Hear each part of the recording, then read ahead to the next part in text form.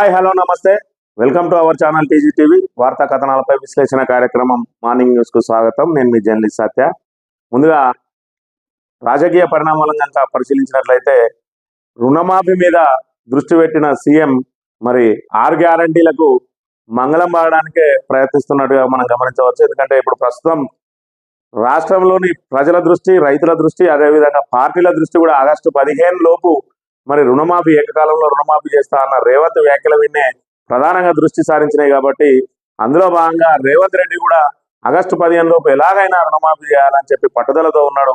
దాంతో ఇక్కడ 6 గ్యారంటీల గురించి మరి ప్రజల దృష్టిని అంతరిని కూడా మరల్చడానికి ఏదైతే పత్రికలు తన తాపేదారు పత్రికలు ఉన్నాయో వాటి నుంచి డైవర్షన్ పాలిటిక్స్ చేయడానికి ప్రయత్నిస్తున్నట్టుగా మనం భావించవచ్చు. మరోవైపు ఏ అవకాశం వచ్చినా అందిపుచ్చుకోవడానికి బీఆర్ఎస్ సిద్ధంగా ఉన్నది. అందులో భాగంగా ఇక ఉపేక్షించేది లేదని చెప్పి మరి ఏదైతే కేసీఆర్ ఉన్నారో బీఆర్ఎస్ అధినేత, ఆయన ప్రభుత్వం నుంచి ఏ చిన్న లోటుపాటు జరిగినా కూడా యుద్ధం ప్రకటించినట్టుగా మరి నిరసనలకు పిలుపునిస్తున్న పరిస్థితి గమనించవచ్చు. అదేవిధంగా ఏదైతే 500 రూపాయల బోనస్ సన్నవడ్లకు మాత్రమే ఇస్తాం, దొడ్డువడ్లకి ఏమని చెప్పి నాలుక మడత పెట్టిండో ముఖ్యమంత్రి రేవంత్ రెడ్డి. దాని మీద రాష్ట్ర వ్యాప్త నిరసనలకు నిన్న ఇచ్చిన పిలుపు విజయవంతమైంది. రాష్ట్ర వ్యాప్తంగా కూడా బీఆర్ఎస్ శ్రేణులతో పాటు రైతులందరూ కూడా రోడ్డెక్కిన పరిస్థితి. మరోవైపు నిన్నటి రోజున అకాల వర్షాలతోటి హైదరాబాద్ అతలాకుతలమైంది. మరోవైపు కొనుగోలు కేంద్రాలలో ధాన్యం పోసిన రైతుల పరిస్థితి అగమ్య గోచరంగా మారింది. 4 రోజులైనా కూడా ఇప్పటికీ ఇంకా కొనుగోలు స్పీడ్ అందుకుంటలేవు. మరి అక్కడ రోజుల తరబడి రైతులు ధాన్యం కొనుగోలు కేంద్రాల వద్దనే వేచి ఉండాల్సి వస్తుంది. అకాల వర్షాలతోటి వాళ్ళు మరి ప్రాణాలు అరిచేతిలో పెట్టుకొని ధాన్యాన్ని కాపాడుకుంటున్న పరిస్థితిని మనం గమనించవచ్చు. వార్తా కథనాలను కనుక పరిశీలించినట్లయితే తెలంగాణ దినపత్రికలో కథం తొక్కిన రైతాంగం, సన్నాలకే 500 బోనస్ పై తిరుగుబాటు, కేసీఆర్ పిలుపుతో ఏకమైన రైతన్నలు, ఎక్కడికక్కడ రోడ్లపై నిరసనలు, ప్రభుత్వానికి వ్యతిరేకంగా ఆందోళనలు అని చెప్పి ఏదైతే మరి నిన్నటి రోజున 500 రూపాయల బోనస్ ఇస్తా అని చెప్పిన రేవంత్ రెడ్డి ఎన్నికల ముందేమో మరి పండించే వరి పంటకు 500 ఇస్తా అన్నాడు. ఈరోజు సన్న రకాలకు మాత్రమే 500 ఇస్తా అని చెప్తాను. అందులో భాగంగా 90% మంది రైతులకు మరి ఆ పథకం వర్తించదు కాబట్టి మరి రైతులందరూ కూడా తీవ్ర నిరసన వ్యక్తం చేశారు. ఇదే విషయాన్ని మరి ఎన్నికల ముందుకు ఎందుకు చెప్పలేదని చెప్పి కూడా నిలదీస్తున్న పరిస్థితిని మనం ఇక్కడ గమనించవచ్చు. బీఆర్ఎస్ నాయకులకు తోడు రైతులందరూ కూడా రోడ్లెక్కిన పరిస్థితిని మనం ఇక్కడ గమనించవచ్చు. ఇక గ్యారంటీలను మిగిలిన రుణమాఫీ చేస్తే చాలనుకుంటున్న సర్కార్ మిగిలిన గ్యారంటీల ఊసేలేదు. మీడియా మేనేజ్మెంట్ తో డైవర్షన్ పాలిటిక్స్, ప్రతిపక్షం ప్రశ్నించిన దున్నపోతుపై వానపడ్డ చందాన సర్కార్, ఎన్నికల్లో బోలెడు హామీలు ఇప్పటికీ ఒక్కటి సక్రమంగా అమలు కాని వైనం. ఏదైతే మరి ఇక్కడ 6 గ్యారంటీలు ఇచ్చిందో, ఇక్కడ గృహజ్యోతి అయితేంది, రైతు భరోసా అయితేంది, చేయూత అయితేంది, ఇందిరా మిల్ అయితేంది, అదేవిధంగా మహాలక్ష్మి అయితేంది, యువ వికాసం అయితేంది, ఇందులో ఏది కూడా ఇప్పటికీ పూర్తి స్థాయిలో అమలు కాలేదు. కేవలం మహాలక్ష్మి పథకానికి సంబంధించి మరి ఇక్కడ ఏదైతే ఉచిత బస్సు ప్రయాణం ఉన్నదో అది మినహా ఇప్పటి వరకు ఏది కూడా పూర్తి స్థాయిలో అమలైన పరిస్థితి లేదు. అందులో భాగంగా 6 గ్యారంటీలను 100 రోజులలో చేస్తా అన్నారు. ఇప్పుడు ఎన్నికల కోడ్ వచ్చిందని చెప్పి ఎంపీ ఎలక్షన్లలో చెప్పిండు. మరి ఎన్నికల కోడ్ జూన్ 4తో ముగియబోతా ఉన్నది. ఆ తర్వాత అయినా మరి 6 గ్యారంటీలు అమలవుతాయా అంటే మరి వాటిని అటకెక్కించినట్టే అని చెప్పి చెప్తున్నట్టుగా మనం గమనించవచ్చు. ఎందుకంటే ప్రధానంగా రుణమాఫీ మీదే వాళ్ళు దృష్టి సారించారు కాబట్టి రుణమాఫీ చేస్తే చాలు, ఇంకా మనం ఏం చేయాల్సిన అవసరం లేదన్నట్టుగా సర్కార్ భావిస్తోందని చెప్పి చెప్తున్న పరిస్థితి. తెల్లగాగితంపై నల్ల చుక్క పడితే అందరి దృష్టి దానిపైనే ఉంటుంది. అసలు విషయాన్ని అందరూ మర్చిపోయి ఆ నల్ల చుక్క దేనికోసం పెట్టారన్న ఆలోచనలో మునిగిపోతారు. ఇప్పుడు రాష్ట్ర రాజకీయాల్లో కూడా అదే జరుగుతుంది. ఎన్నికల వేళ రాష్ట్ర ప్రజానీకానికి ఇచ్చిన 6 గ్యారంటీల అమలు విషయంలో ఇదే సీన్. ఇప్పుడు అధికారంలోకి వచ్చిన వెంటనే ఇది చేస్తాం అది చేస్తామంటూ ప్రకటన ఇచ్చిన రేవంత్ రెడ్డి ఆయనకు చారణ కొడికి బారాన మసాలా అన్నట్టుగా ప్రచారం చేసుకుంటుంది.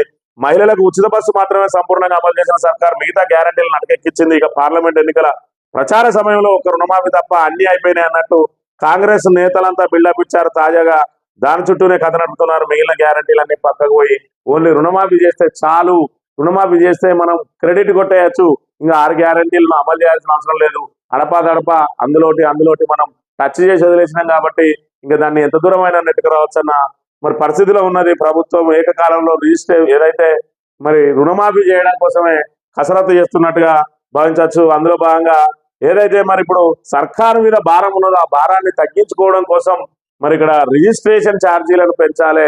మరి రిజిస్ట్రేషన్ ఛార్జీలను పెంచాలంటే ల్యాండ్ వాల్యూను పెంచాలి అని చెప్పి ఏదైతే మార్కెట్ ధరలకు అనుగుణంగా ల్యాండ్ ధరలను సవరించండి అని చెప్పి ఇక్కడ రేవంత్ రెడ్డి మరి అధికారులను ఆదేశించిన పరిస్థితి. నిన్న రోజున ఆయన ఆదాయం వచ్చే శాఖలు స్టాంప్స్ అండ్ రిజిస్ట్రేషన్, అదేవిధంగా మైనింగ్, ఎక్సైజ్ వాళ్ళతోటి మరి అక్కడ ఆయన సమీక్ష సమావేశాలు నిర్వహించి రాష్ట్రానికి ఆదాయాన్ని మరింత పెంచాలని చెప్పి వాళ్ళని ఆదేశించినట్టుగా గమనించవచ్చు. అందులో భాగంగా ప్రధానంగా భూముల మీద వచ్చే రిజిస్ట్రేషన్ ఛార్జీలను మరి రిజిస్ట్రేషన్ ఛార్జీ పెంచకుండా ఆదాయం పెంచుకోవాలంటే ఖచ్చితంగా భూముల ధరలను సవరించాలి అని చెప్పి వారిని ఆదేశించినట్టుగా మనం ఇక్కడ వార్తలు చూస్తా ఉన్నాం. అంటే రాబోయే రోజుల్లో మరి ఇక్కడ భూముల ధరలు పెంచి ఆటోమేటిక్ గా దాంతో రిజిస్ట్రేషన్ ఛార్జీలు పెరుగుతాయి. కాబట్టి మరో భారం, పన్నుల భారం మనం మోయక తప్పని పరిస్థితి మనకు ఎదురు చూస్తా ఉన్న విషయాన్ని మనం ఇక్కడ గమనించాలి. ముంబైని చూసి కూడా నేర్చుకోరా, హోర్డింగ్లపై రేవంత్ సర్కార్ కాసుల కక్కుర్తి. ఆదాయం పెంచుకునేందుకు నిబంధనల గాలికి సామాన్యుల ప్రాణాలకు ముప్పు, ఆయన ఆదాయం పెంచుకునేలా కొత్త పాలసీ. భారీ హోర్డింగ్లకు కుప్పకున్న ముంబైలోని 14 మంది దుర్మరణం. దేశవ్యాప్తంగా చర్చనీయాంశమైన హోర్డింగ్స్. జిహెచ్ఎంసీకి మాత్రం 100 కోట్ల టార్గెట్. ఎక్కడ అవకాశం వస్తే అక్కడ ఆదాయాన్ని పెంచుకోవడం కోసం రేవంత్ సర్కార్ అధికారులను ఆదేశించడంతో మరి జిహెచ్ఎంసీ పరిధిలో భారీ హోర్డింగ్లు పెట్టి 100 కోట్ల ఆదాయం తీసుకురావాలని టార్గెట్ గా విధించారు. ఇటీవల ముంబైలో మరి వచ్చిన ఈదురుగాళ్లకు ఆ పైన ఉన్న హోర్డింగ్లు కూలి 14 మంది దుర్మరణం పాలైనరు. ఆయన ముంబైని చూసి కూడా నేర్చుకోరా అని చెప్పి ఇక్కడ తెలంగాణ పత్రిక ప్రశ్నిస్తున్న పరిస్థితిని మనం గమనించవచ్చు. ఇక ఓట్ల కథం, కరెంటు కథం, మళ్ళీ మొదలైన కరెంటు కోతలు. రైతులకు, కుటీర పరిశ్రమలకు ఇబ్బందులు పట్టించుకునే రేవంత్ సర్కార్ డైవర్షన్ పాలిటిక్స్ తో బిజీగా సీఎం. ప్రతిపక్షంపై బురద జల్లడంతోనే సరిపెట్టేస్తున్న ముఖ్యమంత్రి అని చెప్పి ఏదైతే ఇప్పటి వరకు కూడా మరి గత ప్రభుత్వం మీదనే మరి తిట్లు, దండకాలతోటి ఆయన దాడి చేసుకుంటూ వచ్చిండు. ఏదైతే మరి తమ సర్కారు వైఫల్యాలను కప్పిపుచ్చుకునేందుకు దీనంతరికి కూడా మరి గత సర్కార్ వైఫల్యమే అన్నట్టుగా చెప్పుకుంటూ వచ్చిండు. ఇప్పుడు ఏదైతే ఓట్ల కోసం, ఓట్ల పండుగ ముగిసే వరకు కూడా కరెంటును అడపా పోకుండా చూసినా కూడా ఇప్పుడు మాత్రం కరెంటు కోతలు ప్రారంభమైనాయి. మళ్ళీ మొదలైన కరెంటు కోతలు అని చెప్పి ఓట్ల కథం, కరెంటు కథం అని ఇక్కడ ఒక వార్తను ప్రచురించింది. నిజంగానే మరి తెలంగాణలో మళ్ళీ కరెంటు కోతలు మొదలైనాయి. ఏదైతే గత ఎన్నికల సమయంలోనే మరి అడపదడప కరెంటు కోతలు జరుగుతూ ఉంటే దాన్ని అధికారుల మీద నెట్టేసి వాళ్ళను సస్పెండ్ చేస్తానని బెదిరించి దాన్ని డైవర్షన్ చేసిన పరిస్థితిని మనం గమనించవచ్చు. ప్రస్తుతం మళ్ళీ కరెంటు కోతలు మొదలైనవి. రాబోయే రోజుల్లోకి మరింత తీవ్రంగా ఉండే అవకాశం కూడా ఉన్నట్టుగా మనం గమనించవచ్చు. ఇక నమస్తే తెలంగాణ విషయానికి వస్తే, తల్లికి తోడుగా ఓ పిల్లగాడి తల్లాట.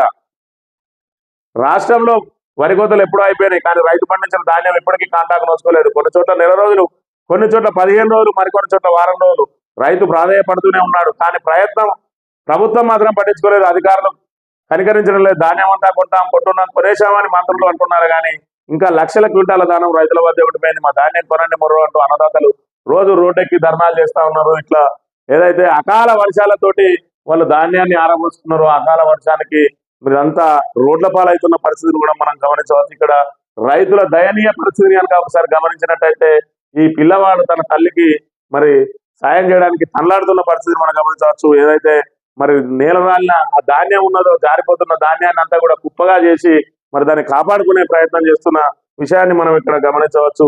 ఇక మరోసారి రాష్ట్రాన్ని ముంచెత్తిన వాన, వడ్లు కొనేది ఎప్పుడు? రాష్ట్ర వ్యాప్తంగా బీభత్సం సృష్టించిన వాన.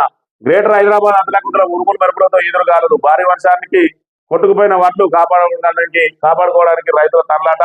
రాత్రంతా కళ్ళాల మధ్య పడిగాపులు, ఈదురుగాలు, విరిగిన చెట్లు, విద్యుత్ సరఫరాకు అంతరాయం, పిడుగుపాటుకు 3 మృతి అని చెప్పి ఏదైతే మరి వడ్లు కొనేది ఎప్పుడు? ఇప్పటికే మరి అకాల వర్షాలు వస్తూనే ఉన్నాయి, వాటికి అన్నదాతలు ఇబ్బందులు పడుతూనే ఉన్నారు. ఒకవైపు కరువు పరిస్థితులను దాటుకుని మరి ఏదైతే కొంతవరకు పంట నష్టం పోయినా కూడా సాగునీరు అందక ఆ మిగిలిన పంటను మరి చేతికొచ్చిన పంటను మరి నోటికాడికి రాకుండా ఇప్పుడు ఏదైతే ధాన్యం కొనుగోలు కేంద్రాలలో పోసుకున్నారో అవి మళ్ళీ అకాల వర్షాలకు తడిసి ముద్దవుతున్న పరిస్థితి. మరోవైపు నెల రోజులు దాటినా కొనడం లేదు. తమ పరిస్థితి ఏందని చెప్పి రోడ్డెక్కుతున్నారు అన్నదాతలు. మరోవైపు పోలీసుల కాళ్ళు మొక్కుతున్న పరిస్థితి.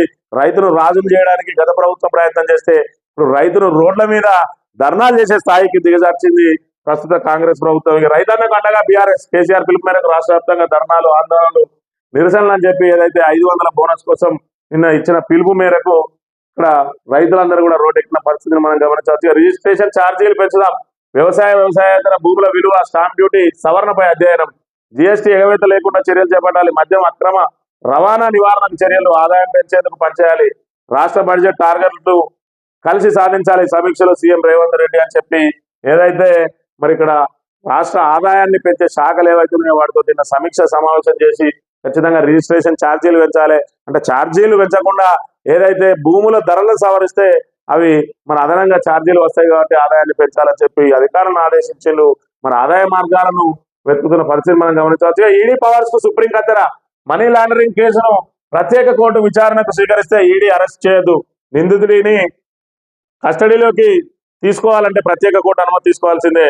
పిఎంఎల్ఏ కేసులో సంచలన తీర్పు. ఈడీ దూకుడుకు సుప్రీం బ్రేకులు అని చెప్పి ఏదైతే ఈడీ విస్తృత అధికారాలతోటి మరి ఎవరినైనా ఆరోపణలు రాగానే వాళ్ళని అరెస్ట్ చేసి లోపలేస్తున్న పరిస్థితిని మరి సుప్రీంకోర్టు వాళ్ళ అధికారాలకు కత్తెర వేసినట్టుగా మనం ఇక్కడ భావించవచ్చు. ఎవరైతే సమన్లు ఇచ్చి మరి విచారణకు హాజరవుతారో వాళ్ళని మీరు అరెస్ట్ చేయొద్దు, మరి కోర్టు ఒకవేళ అరెస్ట్ చేయాల్సి వస్తే ముందస్తుగా కోర్టు అనుమతి తీసుకోవాలని చెప్పి హెచ్చరించిన పరిస్థితిని మనం ఇక్కడ గమనించవచ్చు. సాక్షి దినపత్రిక విషయానికి వస్తే భూముల విలువ పెంచండి, ఏదైతే ఆదాయానికి సంబంధించిన వార్తను, అదేవిధంగా వర్షానికి తడిసి ముద్దైన ధాన్యానికి సంబంధించిన ఫోటోలను ఇక్కడ ప్రచురించింది. ఈ రకంగా ఏదైతే రైతులు ఏ మేరకు ఇబ్బంది పడుతున్నారో రాష్ట్ర వ్యాప్తంగా రైతుల దయనీయ స్థితిని చూడొచ్చు మనం ఇక్కడ.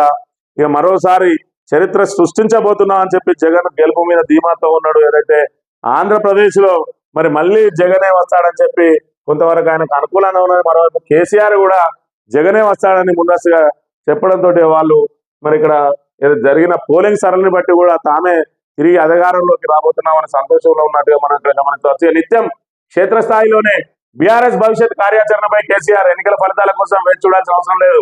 రైతాంగంతో పాటు అన్ని వర్గాల సమస్యల పరిష్కారం కోసం ప్రభుత్వంపై ఒత్తిడి. ఆ దిశగానే పార్టీ కార్యక్రమాలు, పరువు నేతలతో పాటు లోక్సభ అభ్యర్థులతో సమావేశం, పార్లమెంట్ ఎన్నికల పోలింగ్, ఇతర అంశాలపై చర్చ అని చెప్పి ఏదైతే ఏ అవకాశం వచ్చినా కూడా ఇక బీఆర్ఎస్ మరి ఉండకుండా ప్రతి అంశం మీద పోరాటానికి మరి సిద్ధంగా ఉండాలని చెప్పి చెప్తున్న పరిస్థితిని మనం గమనించవచ్చు. ఇక్కడ ఎన్నికల ఫలితాల కోసం మనం వేచి చూడాల్సిన అవసరం లేదు. మనం ఇప్పటి నుంచే రంగంలోకి దిగాలి. ఏ ఒక్క రోజు కూడా మరి ఇక్కడ ప్రభుత్వాన్ని నిద్రపోనీయకుండా ప్రజా సమస్యల పరిష్కారం కోసం మరి ప్రజా వ్యతిరేక విధానాలను మరి మనం ఎప్పటికప్పుడు తిప్పికొట్టాలి అని చెప్పి మరి పార్టీ శ్రేణులకు పిలుపునిచ్చిన పరిస్థితిని మనం ఇక్కడ గమనించవచ్చు. ఇకపోతే ఇందిరమ్మకు కొత్త దరఖాస్తులు, ఊళ్ళు లబ్ధిదారుల ఎంపికలో ఎమ్మెల్యేల కీలకం. తుదిగా ఆమోద ముద్ర వేరున్న ఇన్ఛార్జ్ మంత్రి.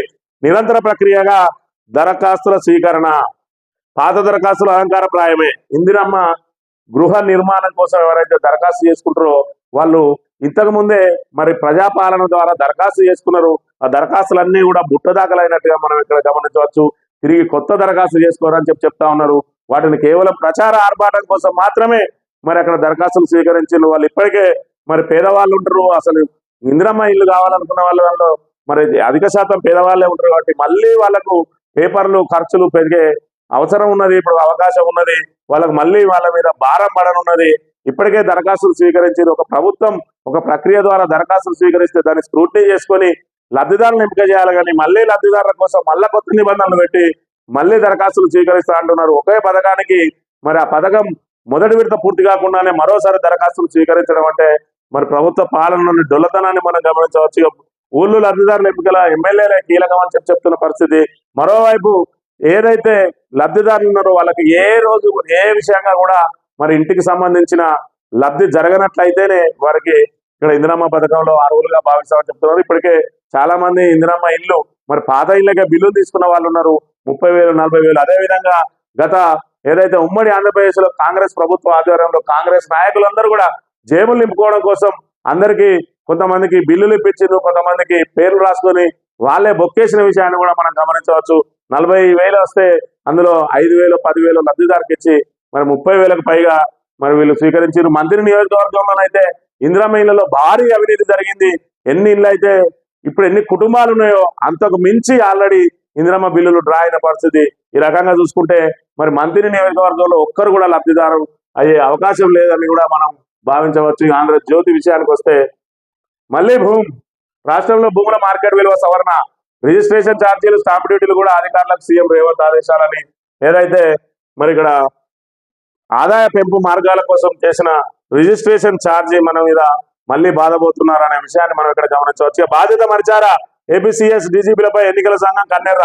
పోలింగ్ అనంతరం హింసపై తీవ్ర ఆగ్రహం. పల్నాడు అనంతపురం ఎస్పీల సస్పెన్షన్. తిరుపతి ఎస్పీ పల్నాడు జిల్లా కలెక్టర్ బదిలీ. డిఎస్పీ నుంచి ఎస్ఐ దాకా 12 మందిపై వేటు. వీరందరిపై శాఖపరమైన విచారణ. డీజీపీ నుంచి ఎస్ఐ వరకు చర్యలు.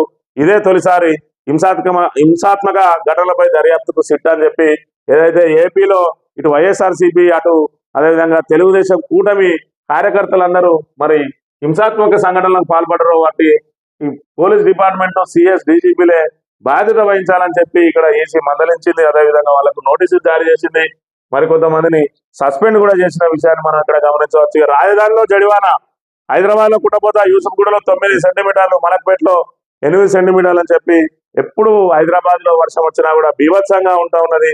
మరి వరదలు వాటితోటి ప్రజలు నానా ఇబ్బందులు పడుతున్న పరిస్థితిని కూడా మనం ఇక్కడ గమనించవచ్చు. ఇక ఆర్మూర్లో జీవన్ రెడ్డి మాల్ స్వాధీనం, తాళం వేసిన టీఎస్ఆర్టీసీ అధికారులు 2.5 కోట్లకు పైగా అద్దె బకాయి చెల్లించకపోవడంతో చర్యలు. మాల్ను స్వాధీనం చేసుకుంటున్నట్టు ఫ్లెక్సీ.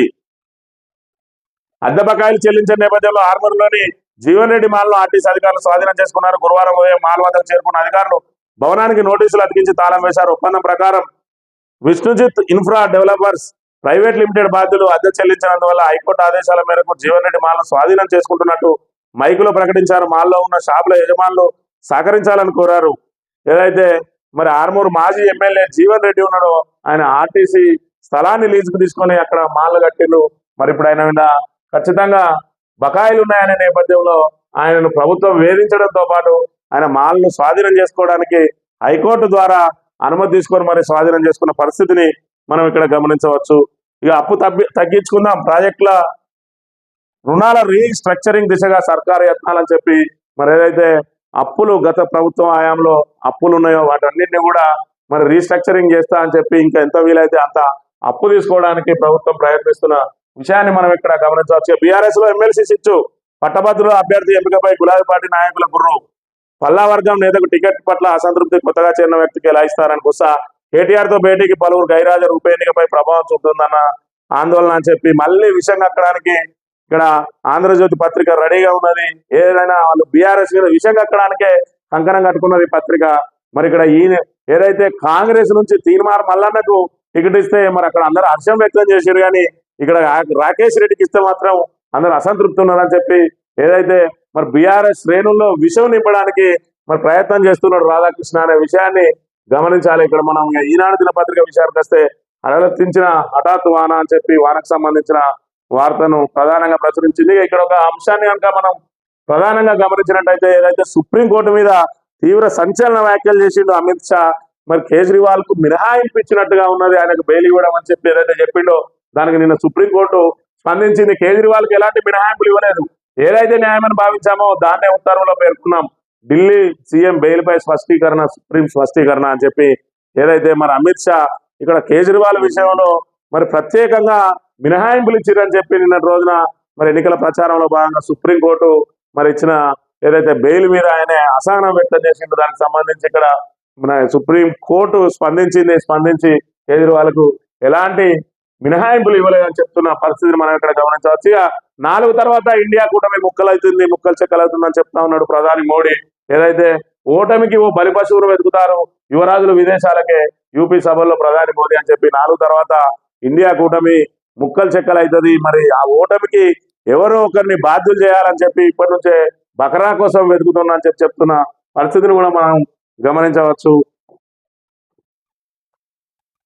దొడ్డువాళ్లకు 500 బోనస్ ఇవ్వాల్సిందే, రాష్ట్ర వ్యాప్తంగా బారాస శ్రేణుల నిరసన అని చెప్పి నిన్నటి రోజున బీఆర్ఎస్ అధినేత ఇచ్చిన పిలుపు మేరకు రాష్ట్ర వ్యాప్తంగా కూడా మరి ఇక్కడ అనేక మంది రైతులు నిరసనలో పాల్గొని తమ నిరసనను వ్యక్తం చేసిరు. ఖచ్చితంగా మరి వడ్లకు అన్ని రకాల వడ్లకు 500 బోనస్ ఇవ్వాలని చెప్పి డిమాండ్ చేస్తున్న పరిస్థితిని మనం ఇక్కడ గమనించవచ్చు. ఇక స్థానిక వార్తల విషయానికి వస్తే నమస్తే తెలంగాణ సంబంధించి పూర్తి స్థాయిలో మరి కాంగ్రెస్ దగాపై బీఆర్ఎస్ గర్జన. బోనస్ అన్నవడ్లకేనంటూ మాట మార్చిన సర్కారుపై ఆగ్రహం అని చెప్పి నిన్నటి రోజున ఏదైతే రాష్ట్ర వ్యాప్తంగా జరిగిన నిరసనలో భాగంగా పెద్దపల్లి జిల్లా కేంద్రంలో, అదేవిధంగా మంథనిలో, అదేవిధంగా ఏదైతే రామగుండం నియోజకవర్గ కేంద్రంలో కూడా నిరసన కార్యక్రమాలు చేపట్టిండు. ఇక్కడ బీఆర్ఎస్ శ్రేణులకు తోడు రైతులందరూ కూడా ఏకమై వాళ్ళందరూ కూడా మరి నిరసన కార్యక్రమంలో పాల్గొని ఖచ్చితంగా 500 బోనస్ చెల్లించాలని డిమాండ్ చేసిన పరిస్థితిని మనం గమనించవచ్చు. ఇక కరీంనగర్ తడిసిన ధాన్యాన్ని దగ్గర చేస్తున్న వల్లంపాడుకు చెందిన రైతు అంజమ్మ అని చెప్పి ఈ విధంగా రైతులు దుస్థితి ఈ విధంగా ఉన్నది. సకాలంలో వడ్లు కొనుగోలు చేయనందునే ఈ దుస్థితి అనే విషయాన్ని మనం ఇక్కడ గమనించాలి. ఇక ఆంధ్రజ్యోతి పెద్దపల్లి జిల్లా వార్తలను కనుక పరిశీలించినట్లయితే చెరువును తోడేస్తున్నారు. నిబంధనలు బేఖాతరు, రేయిపవళ్ల మట్టి రవాణా, అనుమతులకు మించి మట్టి తరలింపు, ఒక్క చోటికి అనుమతి తీసుకొని ఇతర ప్రాంతాలకు తరలింపు, జిల్లాలో మళ్లీ మొదలైన అక్రమ మట్టి దందా పట్టించుకొని అధికారులు అని చెప్పి ఏదైతే జిల్లాలో అక్రమ మట్టి దందా మళ్లీ మొదలైంది. ప్రభుత్వం మారిన దందాలో మార్పు ఏం లేదు. అధికార పార్టీ నాయకులు అండదండలతో నిబంధనలను తోసిపుస్తూ ఇష్టారాజ్యంగా చెరువులు తోడేస్తున్నారు. రాత్రి భవన్లు మట్టి తరలిస్తున్న సంబంధిత శాఖాధికారులు చూసి చూడనట్టుగా వ్యవహరిస్తున్నారు. ఇది మరి ఇక్కడ కమాన్పూర్ మండలం జూలపల్లి సంబంధించిన చెరువును ఏ విధంగా తోడేస్తున్నారు. 4000 క్యూబిక్ మీటర్లకు మరి వాళ్ళు నామమాత్రంగా ఫీజు కట్టి మరి నామమాత్రము అనుమతులు నిబంధనలకు విరుద్ధంగా రాత్రి రేయింబవళ్ళు కూడా ఇక్కడ చెరువును తోడేస్తున్నారు. ఇప్పటికే మరి 20-30 వేల క్యూబిక్ మీటర్లు తీసిండు. ఇంకా 1,00,000కు పైగా క్యూబిక్ మీటర్లు తీయడానికి వాళ్ళు సిద్ధంగా ఉన్నారు. మరోవైపు జిల్లాలో చెరువుల మట్టి బంగారంలో మారింది. ఇందుకు జిల్లాలో పెద్ద ఎత్తున ఉన్న ఇటుక పట్టీలు ఉండడమే కారణం. ప్రతి ఏటా ప్రభుత్వ ఖజానాకు గడ్డి కొడుతున్నా ఎవరు పట్టించుకోవడం లేదనే విమర్శలు వస్తున్నాయి. ఈ విషయమై జిల్లాకు చెందిన రాష్ట్ర ఐటీ పరిశ్రమల శాఖ మంత్రి దుద్దిల శ్రీధర్ బాబు జిల్లా కలెక్టర్ స్పందించి మట్టి తరలింపై విచారణ జరిపి చర్యలు తీసుకోవాలని ప్రజలు కోరుతున్నారు. ఏదైతే మరి ఇక్కడ ఈ రకంగా మట్టి దోపిడీకి జరుగుతున్న మరి ఇక్కడ ఈ నియోజకవర్గానికి సంబంధించిన ఐటీ మంత్రి కానీ అదేవిధంగా జిల్లా కలెక్టర్ కానీ మరి చూసి చూడనట్టుగా వ్యవహరిస్తున్నారు. మరోవైపు కాంగ్రెస్ నాయకులే ఈ మట్టి దోపిడీకి పాల్పడడంతో మరి ఇక్కడ ఖచ్చితంగా అధికారులు కూడా కళ్ళు మూసుకోవాల్సిన దుస్థితి ఏర్పడిందనే విషయాన్ని ఇక్కడ ప్రధానంగా ప్రచురించింది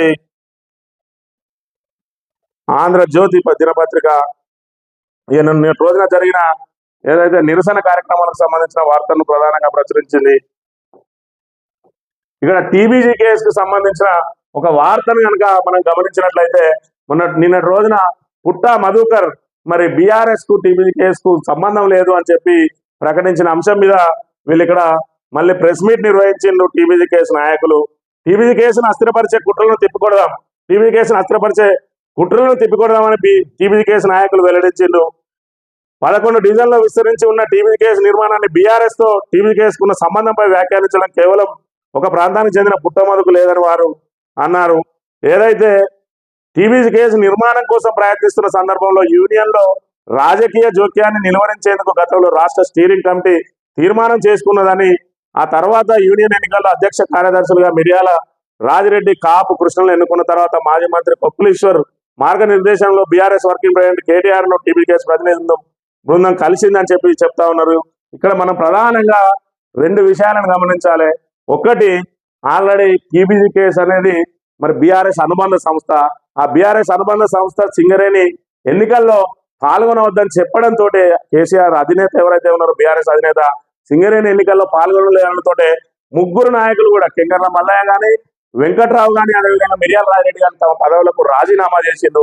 రాజీనామా చేసిన తర్వాత ఏదైతే మరి యూనియన్ పేరుతోటి మరి అక్రమాలకు పాల్పడరో, మరి ఏదైతే సంపాదనకు అలవాటు పడ్డారో నాయకులు మళ్ళీ అధినేత మరి ప్రకటన వచ్చే వరకు ఆగకుండా కూడా మరి తమ చేతులు గులగుల పెడతానని చెప్పో, మరి లేకపోతే జేబులు లాగేస్తానని చెప్పో వీళ్ళు మళ్ళీ ఒక కార్యక్రమం ఏర్పాటు చేసుకొని అడాక్ కమిటీ లాగా వేసుకొని తర్వాత జనరల్ బాడీ పెట్టుకొని మాకు ఏ పార్టీతోటి సంబంధం లేదని చెప్పి ప్రకటించిండు. మరి ఏ పార్టీతోటి సంబంధం లేదని మీరు ఏదైతే ప్రకటించిండో ఇందులో రాజకీయ జోక్యం ఉండకూడదని అంటున్నారు. అసలు రాజకీయ జోక్యం ఎక్కడిది? మీ టీబీజీ కేసులో ఏ రాజకీయ నాయకుని కన్నా పదవి ఉన్నదా? చిన్న విట్ సెక్రటరీ కాంచి మొదలు పెడితే పైన ఉన్న ఏదైతే అధ్యక్షుని వరకు కూడా ఎవరైనా రాజకీయ నాయకులు ఉన్నారా మీద రాజకీయ జోక్యం ఉండద్దు అని అంటే మీరే కదా ఏదైతే కల్వకుంట్ల కవిత గారిని మరి తీసుకొచ్చి ఏదైతే గౌరవాధ్యక్షురాలుగా పెట్టుకున్నారు, మీరే పెట్టుకున్నారు. మరి మీ పదవులలో ఎక్కడ కూడా రాజకీయ నాయకులు లేరు. మీరు చేసిన ఏదైతే సభ్యత్వాల కోసం కుక్కలు కొట్లాడినట్టు కొట్లాడినో మీ కుక్కల కొట్లాడతోటి ఏదైతే కేసీఆర్ గారు సభ్యత్వానికి సంబంధించి అసలు రుసుమే వసూలు చేయొద్దని చెప్పి పెట్టిన పరిస్థితి. అది కేవలం మీరు పైసల కోసం కొట్లాడతానని దాన్ని పెట్టుకొని మీరు ఏదైతే యూనియన్ అధికార యూనియన్ గా ఉన్నదో దాన్ని ఇప్పుడు మీరు ఏం చేసిండ్రు, దాన్ని ఏదైతే అన్ఫిట్ మెడికల్ అన్ఫిట్లు ఉన్నాయో ఆ మెడికల్ అన్ఫిట్ల పేరుతోటి వసూళ్లకు పాల్పడరు. అదే విధంగా మీరు టీబీజీ కేసు అని పేరు చెప్పుకుంటూ బీఆర్ఎస్ అనుబంధ సంస్థ అని పేరు చెప్పుకుంటూ ఇక్కడ ఓట్లకు వచ్చే వరకు మాత్రం ఇక్కడ ఎమ్మెల్యేలకు కానీ అదేవిధంగా ఎంపీటీసీలకు కానీ మీరు ఓట్లు వేయని పరిస్థితి. ఈ రకంగా చూసుకుంటే సెంటినరీ కాలనీలో RG3 డివిజన్ సంబంధించి అత్యధిక సభ్యత్వం ఉన్నది మీకు. ఇక్కడ మొత్తం కార్మికుల ఓట్లే. ఆ కార్మికుల ఓట్లకు సంబంధించి 3 ఎంపీటీసీలు ఉంటే ఆ పరిధిలో ఆ 3 ఎంపీటీసీ పరిధిలో టీబీసీ కేసు సభ్యత్వం ఉన్న కార్మికులు అధిక సంఖ్యలో ఉన్నా కూడా ఆ 3 ఎంపీటీసీలు కూడా ఓడిపోయినాయి. ఆ ఓటమికి ఎవరిది కారణం అనే విషయాన్ని మీరు ఇక్కడ ఖచ్చితంగా చెప్పాలి, క్షమాపణ చెప్పాలి. ఇక్కడ బీఆర్ఎస్ పార్టీకి మేము తప్పు చేసినాం, మరి ఆ విషయంలో మేము కాంగ్రెస్ కు అమ్ముడు పోవడం మూలంగానే మాకు ఇక్కడ మరి మేము మూడింటిని ఓడగొట్టామని చెప్పాలి. మేము 2019లోనే చెప్పినాం మీరు ఈ విధంగా టిఆర్ఎస్ వ్యతిరేక విధానాలకు పాల్పడతా ఉన్నారని ఆ రోజే చెప్పినాం. ఆ రోజే 3 ఏదైతే ఎంపీటీసీలు ఓడిపోయినాయి అవి. ఆ తర్వాత 2023లో కూడా మీరు చేసిన పని అదే. ఇక్కడ ఉన్న నాగేలి సాంబయ్య, ఆయనకు అన్ని విషయాలు తెలుసు. మరి ఈయన స్థానికంగా సెటినర్ కాలనీ వాసుడే, ఈయనకు విషయం అంతా తెలుసు. ఈ 3 ఓడమిక కారణం ఎవరైందో వాళ్ళు ఇక్కడ ఖచ్చితంగా వచ్చి క్షమాపణ చెప్పాలి. అసలు విషయం ఏంటంటే టీబీసీ కేసుకు సంబంధించి ఎవరైతే అక్కడ కోరకండి చెందర్ ఉన్నారో, రామగుండం నియోజకవర్గ ఇన్ఛార్జ్, అదేవిధంగా ఇక్కడ పుట్ట మధుకర్ ఉన్నారో, వీళ్ళిద్దరు కూడా బీసీ బిడ్డలు. మరి ఇక్కడ రాజిరెడ్డి అనే ఆయనే ఈ బీసీ నాయకత్వంలో పనిచేయడానికి ఇష్టం లేదు కాబట్టి ఎన్నికలు వచ్చిన ప్రతిసారి కూడా ఆయనకు కాంగ్రెస్ కు అమ్ముడు పోవడం అలవాటుగా మారింది. దాంతో మరి ఇక్కడ పూర్తి స్థాయిలో కోల్బెల్ట్ కు సంబంధించిన ఎమ్మెల్యేలు అందరూ కూడా ఓటమి పాలైన దానికి ప్రధాన కారణం టీబీసీ కేసు అని చెప్పి ఇక్కడ కేసీఆర్ గారు అక్కడ పోటీకి దూరంగా ఉంచిను. మేము కాదు మీరు అవినీతి పరులు అని చెప్పింది, పుట్ట మధుకర్ కాదు అవినీతి పరులు అని చెప్పింది, అక్కడ చెప్పింది కేసీఆరే మీ అవినీతి తోటి ఇదంతా జరుగుతుందని చెప్పి మీ యూనియన్ ని అభయాన్స్లో పెడితే మళ్ళీ మీరు ఆ వసూళ్లకు చేసుకుందామా లేదంటే మా ఉనికిని కాపాడుకుందామా అని చెప్పి జేబులు నింపుకుందామా అని చెప్పి ఇక్కడ మీరు వచ్చి మళ్ళీ టీబీసీ కేసు అని పెట్టిను. రాజకీయ జోక్యం వద్దంటున్నారు. మరి రాజకీయ జోక్యం వద్దన్నప్పుడు మీకు బీఆర్ఎస్ కు సంబంధం లేదన్నప్పుడు మరి మేము చెప్పిన మాట, మరి పుట్ట మధుకర్ చెప్పిన మాట కూడా అదే. ఏదైతే ఖచ్చితంగా మీరు మరి బీఆర్ఎస్ కు సంబంధం లేదంటే ఇంత ఉలికులికి ఎందుకు పడతాను, మీరు టీబీసీ కేసు సంస్థను నడుపుకోండి, కానీ దానికి బీఆర్ఎస్ కు సంబంధం లేదని చెప్పిండు. మీరు కూడా రాజకీయ జోక్యం వద్దంటున్నారు. రాజకీయ జోక్యం వద్దన్నాక టీబీసీ కేసు అస్థిరపరిచే కుట్ర ఏ విధంగా ఉంటది? అది మీరు వ్యక్తిగతంగా నడుపుకునే సంస్థ, మీ మీద నమ్మకం ఉంటే టీబీసీ కేసులో చేరుతారు, లేదంటే లేదు. అంతేగాని మరి మీరేదో మరి బీఆర్ఎస్ కు అనుబంధంగా ఉంటే మరి మిమ్మల్ని మద్దతు ఇవ్వాలని మరి కుప్పలీశ్వరు అడగాల్సిన అవసరం ఏంది? మీరే కదా టీబీసీ కేసు అంటే బీఆర్ఎస్ అని మీరే ముందుపడి నడవాలి. మీ మద్దతు కోరాల్సిన అవసరం ఏంది? మీరు కేటీఆర్ కలిసి మద్దతు ఇస్తామని చెప్పాల్సిన అవసరం ఏంది? ఈ రకంగా మీరు ఏదైతే మరి టీబీసీ కేసు పేరుతోటి జేబులు నింపుకునే ప్రయత్నం చేస్తా ఉన్నారో, ఈరోజు ఈ ఎమ్మెల్యేల ఓటమిలో మీ భాగం ఉన్నది. అదేవిధంగా ఎంపీటీసీలు 3 గెలవకపోవడానికి కారణం ఎవరో మీరు బహిరంగంగా క్షమాపణ చెప్పాలి. అంతేగాని మీరు ఆరోపణలు చేస్తే బీఆర్ఎస్ శ్రేణులు కూడా మిమ్మల్ని మీద మరి మీ అవినీతి అంతా కూడా బయట పెట్టడానికి సిద్ధంగా ఉన్నారనే విషయాన్ని ఒకసారి గమనించాలి. నువ్వు బీసీ బిడ్డ, మరి బీసీ బిడ్డ బీసీలకు ఏ రకంగా అన్యాయం జరుగుతుందో ఇక్కడ ఉన్న రామూర్తి కానీ, అదేవిధంగా నూనెకొమరయ్య కానీ, ఇక్కడ ఉన్న నాగేలి సాంబయ్య కానీ వీళ్ళందరూ కూడా ఆలోచించాలి. రాజిరెడ్డి అనే వ్యక్తి ఏదైతే బీసీ నాయకత్వంలో పనిచేయడానికి సిద్ధంగా లేడు కాబట్టి వీళ్ళని ఓడగొట్టి కాంగ్రెస్ అమ్ముడు వేయండు. ఇది ఎవరు అవునన్నా కాదన్నా అది జగమెరిగిన సత్యం. మీరు రాజకీయ జోక్యం వద్దంటా ఉన్నారు. మేము మీకు బీఆర్ఎస్ కు మా మద్దతు లేదని చెప్పి మాకు టీవీకి సంబంధం లేదని పుట్ట మధుకర్ చెప్తా ఉన్నాడు. ఇందులో మీరు ఇద్దరు చెప్పేది ఒకటే కదా. అలాంటప్పుడు మీకెందుకు ఈ మరి ఉలికిపాటు అనే విషయాన్ని గమనించాలి. అదేవిధంగా బీసీ బిడ్డలైన మీరు మరి ఇక్కడ బీసీలకు ఏ విధంగా అన్యాయం జరుగుతుందో దానికి మీరే పూర్తి బాధ్యత వహించాల్సి వస్తుంది అనే విషయాన్ని కూడా మీరు ఇక్కడ గమనించాలి.